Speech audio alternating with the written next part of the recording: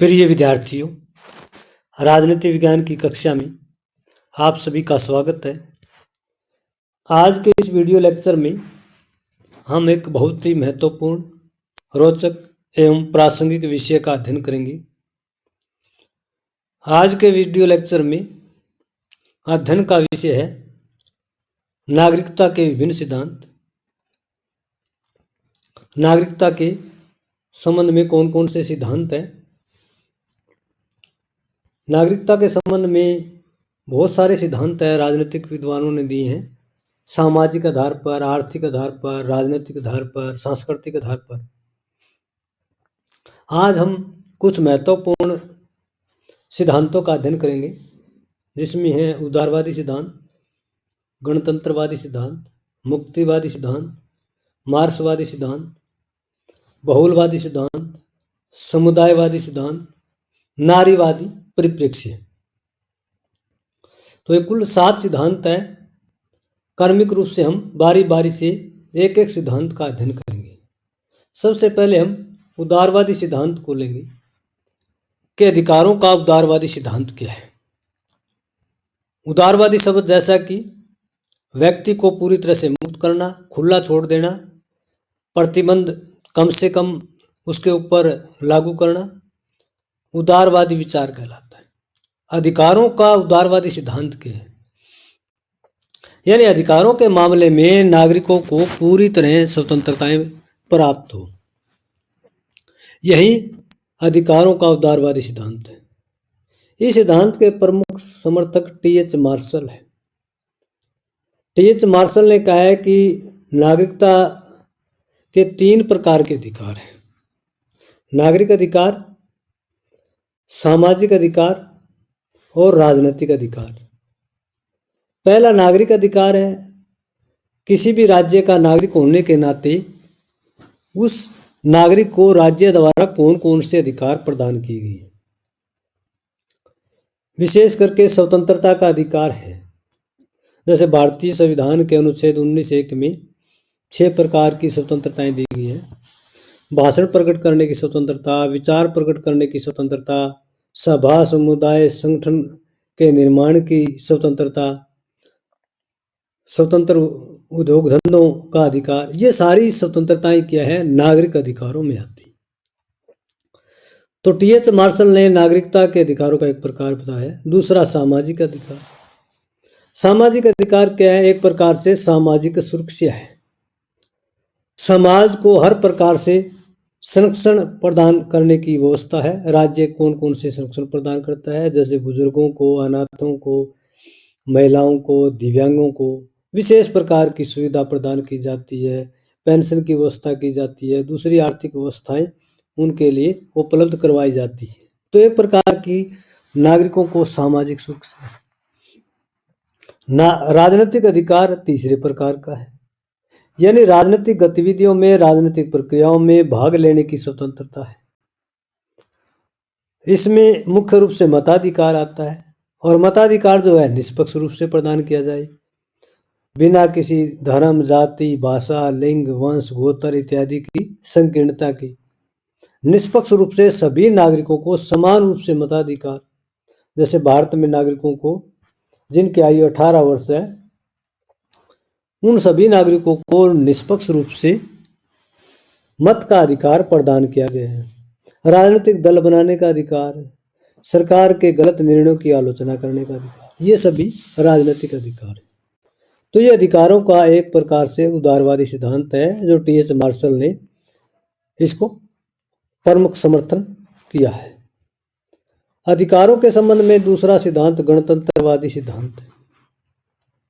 गणतंत्र का मतलब है व्यक्ति के राजनीतिक महत्व को रेखांकित करना, व्यक्ति की राजनीतिक भागीदारी सुनिश्चित करना, नागरिकों की अधिकतम भागीदारी एक प्रकार से अधिकारों की गारंटी देता है। कुछ राजनीतिक विद्वानों ने इसको विचारशील लोकतंत्र कहा गया, डेलिब्रेटिव डेमोक्रेसी।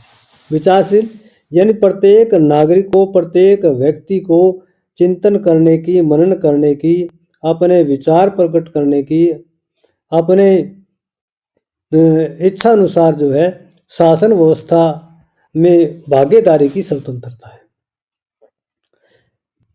गणतंत्रवादी सिद्धांत कहता है कि अधिकारों को लेकर के नागरिकों की पहचान जो है वो बहुत जरूरी है।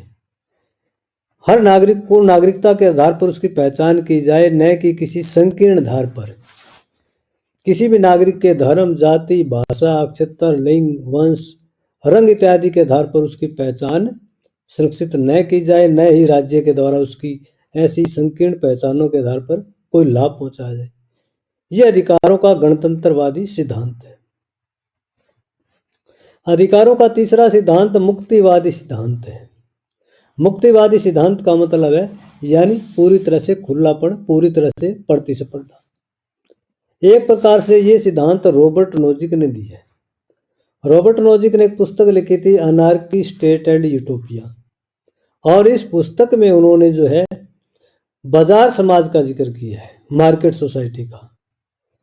मार्केट सोसाइटी को वो नागरिक जीवन का आधार मानता है, व्यक्तियों की स्वतंत्रता पर बल देता है। चयन और अनुबंध की जो स्वतंत्रता है वो नागरिकता के आधार पर सिद्ध करने की कोशिश करता है कि राज्य में प्रत्येक व्यक्ति को चयन करने की आज़ादी होनी चाहिए, अनुबंध करने की आज़ादी होनी चाहिए। और रॉबर्ट नोजिक ने सार्वजनिक वस्तुओं के विवेकशील उपभोक्ता बताया। रॉबर्ट नोजिक ने कहा है कि बाजार व्यवस्था में प्रत्येक व्यक्ति संघर्ष करके अपनी प्रतिभा के आधार पर जो है वस्तुओं को प्राप्त करेगा। प्रत्येक व्यक्ति जो है किसी प्रकार से राज्य के सोशल वेलफेयर पर आधार न बन करके अपनी बाजार प्रतिस्पर्धा के आधार पर जीवन यापन करेगा।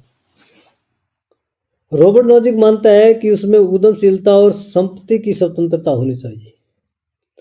कार्य करने की, उद्यम करने की जितनी ज़्यादा स्वतंत्रता होगी उतने ही ज़्यादा नागरिक बाजार समाज में आएंगे, ओपन प्रतिस्पर्धा में आएंगे। संपत्ति की जितनी स्वतंत्रता होगी व्यक्तियों का उतना ही अधिक आर्थिक विकास होगा। राज्य को उतना ही वेलफेयर जो स्कीम है वो अपनाने की जरूरत नहीं होगी। इसे अधिकारों का मुक्तिवादी सिद्धांत कहा गया है। अधिकारों का चौथा सिद्धांत है मार्क्सवादी सिद्धांत। नागरिकता से संबंधित जो अधिकार है वो वर्ग संघर्ष से जुड़े हुए हैं। मार्क्सवादी सिद्धांत मानता है कि जितने अधिकार हैं वो सारे वर्ग संघर्ष से जुड़े हुए हैं। नागरिकता की अवधारणा जो है वो पूरी तरह से अस्थायी है, क्योंकि जैसे जैसे राज्य दूर होगा वैसे वैसे नागरिकता की जो अवधारणा समाप्त हो जाएगी। मार्क्सवादी सिद्धांत मानता है कि अधिकारों का सबसे ज़्यादा फायदा जो है बुर्जुआ वर्ग ने लाभ लिया है। जो बुर्जुआ वर्ग है वही जो है पूरी तरह से अधिकारों के लाभ को ग्रहण कर रहा है। श्रमिक वर्ग फैक्ट्री की दीवारों में बंद हो जाता है, क्योंकि श्रमिक वर्ग सुबह से शाम तक जो है फैक्ट्रियों के अंदर कार्य करता है या कार्यस्थल पर कार्य करता है। बाहरी समाज से उसका कोई लगाव जुड़ाव नहीं है। उसे अपनी राजनीतिक, आर्थिक स्वतंत्रता, लाभों के बारे में चिंतन करने का कोई अवसर नहीं है उसके पास। इस संबंध में एंथनी गिडेंस ने अपनी पुस्तक राष्ट्र, राज्य और हिस्सा में वर्ग संघर्ष को अधिकारों का आधार मानना है। गिडेंस का मानना है कि राज्य समाज कल्याण को छोड़ करके एक समय नागरिकों को बाजार प्रतिस्पर्धा पर छोड़ सकता है। यानी राज्य जो सोशल वेलफेयर की स्कीमें है अगर वो बंद कर देगा और आम नागरिक को बाजार की प्रतिस्पर्धा पर छोड़ दिया गया तो उस समय जो है आम नागरिकों की आर्थिक स्थिति क्या होगी।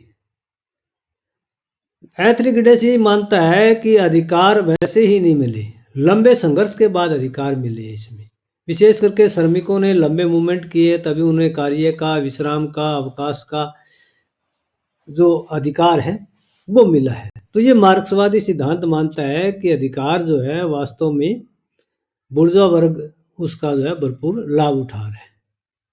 अधिकारों के बारे में पांचवा सिद्धांत बहुलवादी सिद्धांत है। यानी अधिकारों का कोई एक आयाम नहीं है, बहुत सारे आयाम है। एक प्रकार की बहुआयामी धारणा है। इस सिद्धांत के प्रमुख प्रवक्ता डेविड हेल्ड है। डेविड हेल्ड मानते हैं कि अधिकारों का उदय कई कारणों से हुआ है। जैसे सामंतों और राजाओं के बीच डिस्प्यूट हुए, उनसे लोगों ने अधिकारों की मांग की।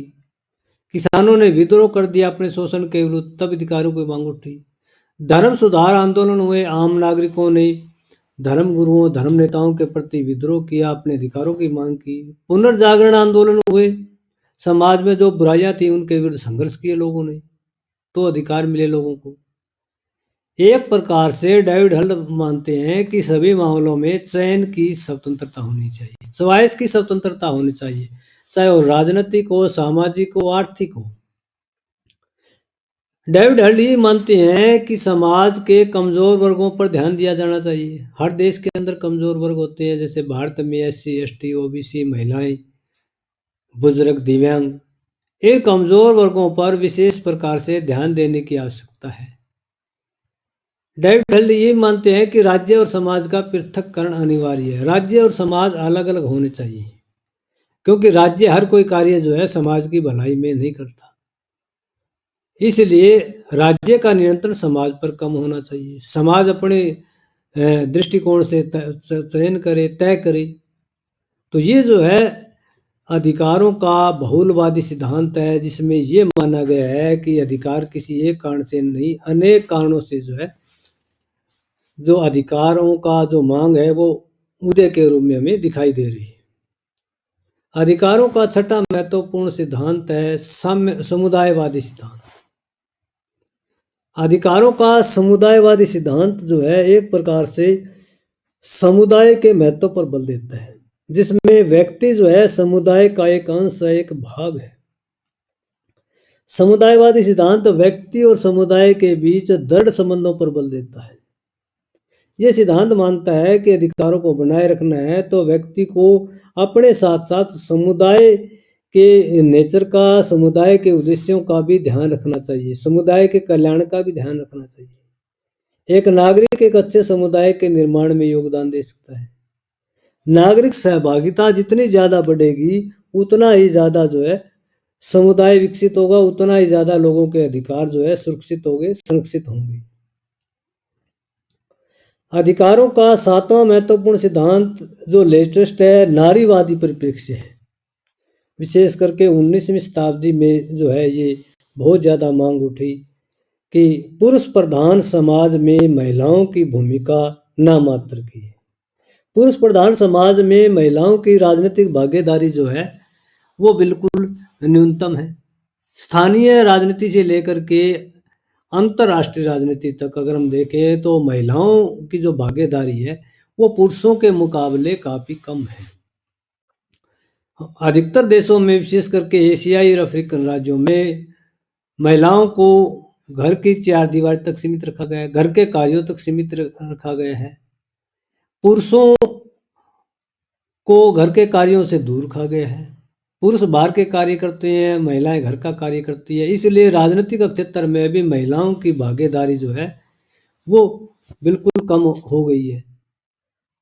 इस सिद्धांत का मानना है कि जो महिलाएं घरेलू श्रम करती हैं उसका कोई विशेष महत्व नहीं है और राज्य द्वारा इसको मान्यता देनी चाहिए। और यही कारण है कि महिलाएं जो है दूसरे दर्जे की नागरिक बन गई है। स्थानीय राजनीति से लेकर के राष्ट्रीय राजनीति तक किसी भी देश की राजनीतिक गतिविधियों में महिलाओं की भागीदारी पुरुषों के मुकाबले बहुत कम है। महिलाओं को देश का सक्रिय नागरिक बनाने के लिए जरूरी है कि उनको जो है सार्वजनिक क्षेत्र में उनकी भागीदारी सुनिश्चित हो, चाहे वो राजनीतिक गतिविधियां हो, आर्थिक गतिविधियां हो, सामाजिक गतिविधियां हो, सांस्कृतिक गतिविधियां हो या अंतर्राष्ट्रीय लेवल की कोई गतिविधि हो। पुरुषों के समकक्ष उनको जो है हर प्रकार से प्रेरित किया जाए, उनकी भागीदारी सुनिश्चित की जाए। तो अधिकारों का नारीवादी परिप्रेक्ष्य है जो बिल्कुल लेटेस्ट है। तो आज का हमारा टॉपिक था कि अधिकारों के विषय में विभिन्न सिद्धांत कौन कौन से हैं, जिसमें हमने जो है अलग अलग सिद्धांतों का विस्तार पूर्वक अध्ययन किया, विश्लेषण किया। तो अधिकारों के विभिन्न सिद्धांतों से संबंधित आज का ये वीडियो लेक्चर कैसे लगा आपको कमेंट करके ज़रूर बताइएगा। वीडियो देखने के लिए आपका धन्यवाद। अगर आप मेरे चैनल से संबंधित नई वीडियो देखना चाहते हैं तो चैनल को सब्सक्राइब करना न भूलिए।